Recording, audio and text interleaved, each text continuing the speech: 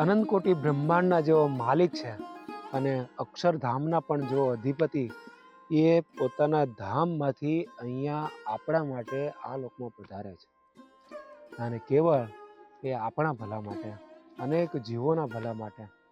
વાલા ભક્તો, ભગવાન તો પોતાના ભક્તોને લાડ લડાવવા માટે આ પૃથ્વી ઉપર પધારે છે.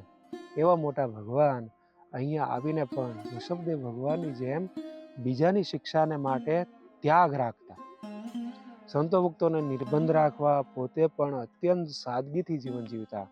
અને એ ભગવાને પોતાના જીવનથી પ્રેક્ટિકલ કરીને બતાવ્યું છે. એની એક સરસ મજાની વાત છે. ગઢપુરમાં શ્રીજી મહારાજ જે અક્ષરઓડીમાં રહેતા એ સાવ ગાર માટીની બનાવેલી હતી અને એ અક્ષરઓડી તો ઉનાળામાં ધોમધખતા તાપમાં ખૂબ તપતી. ચારે બાજુથી લૂ આવે, નળિયા પણ ખૂબ તપે અને આવી કાળઝાળ ગરમીમાં પણ પ્રભુ પોતાના સુખ માટેની કોઈ વ્યવસ્થા કરાવતા નહીં. પણ હરિભક્તોને, સંતોને ના રહેવાય એટલે નળિયા ઉપર કડબના પૂળા નાખે અને આજુબાજુમાં થોડું પાણી છાંટી દે એટલે થોડી પ્રભુને ઠંડક થાય એવું ભક્તોને સંતો કરતા. પરંતુ એકવાર સંતો અને ભક્તોએ મહારાજને માટે એક સારો બંગલો કરાવીએ એટલા માટે બધાએ લખણી એટલે ફણફાળો ચાલુ કર્યો. પણ જોજો, આ બધું મહારાજથી કંઈ છાનું એમ બધાએ નક્કી કર્યું. અને સૌ સંતો ભક્તો અને સૌ ભક્તો મહારાજના સ્વભાવને જાણતા હતા કે જો મહારાજને પૂછીશું તો ના જ પાડશે. એટલે મહારાજને પૂછ્યા વિના બધા ભક્તોએ લખણી ચાલુ કરી. એમાં 1000 જેટલા રૂપિયા ભેગા થયા.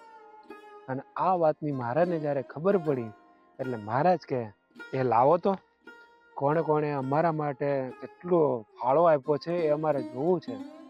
અને મહારાજે એ કાગળ હાથમાં લીધો અને મહારાજે વાંચી અને કાગળને ફાડીને નાખી દીધો. અને પછી મહારાજે કીધું કે હવે અમે રહેવાના નથી. કેમ? મહારાજ કે આ તમે અક્ષરઓડીની જગ્યાએ મોટો બંગલો બનાવવા માટે અમને પૂછ્યા વગર ફાળો કર્યો છે એટલે હવે અમે અહીંયા રહેવાના નથી. અમારે તો અક્ષરઓડી જ બરાબર છે.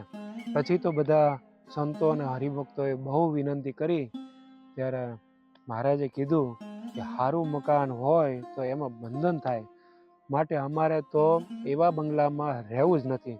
અમે અહીંથી કંઈક બીજે જતા રહીએ છીએ. જુઓ તો ખરા, અનેકના બંધનો કાપનારા પ્રભુજી પણ એમને બંધન ક્યાંથી? કાળ માયાદિકને પણ બંધનમાં રાખનારને વળી બંધન શેનું? પણ ભગવાનની લીલા આપણને ઘણું બધું શીખવાડી જાય છે. બધાએ ભગવાનને ખૂબ વિનવણી કરી પણ પ્રભુ એકના બે નોંધ થયા. અંતે સંતો મહારાજની મરજીમાં પડી ગયા અને કહ્યું કે મહારાજ, આપ જેમ રાજી હો એમ અમે કરીએ, અમારી ભૂલ માફ કરો. વાલા ભક્તો, શ્રીજી મહારાજ આપણને શીખવાડવા માટે આવી લીલા કરે છે. આમાંથી આપણે પણ શીખીએ કે સારા પદાર્થો, સારા મકાનો, સારા વાહનો એમનો આપણે પણ દિલથી કે મનથી ત્યાગ રાખતા શીખીએ, નિર્બંધ રહેતા શીખીએ તો ભગવાન આપણા ઉપર રાજી થાય. જય સ્વામિનારાયણ.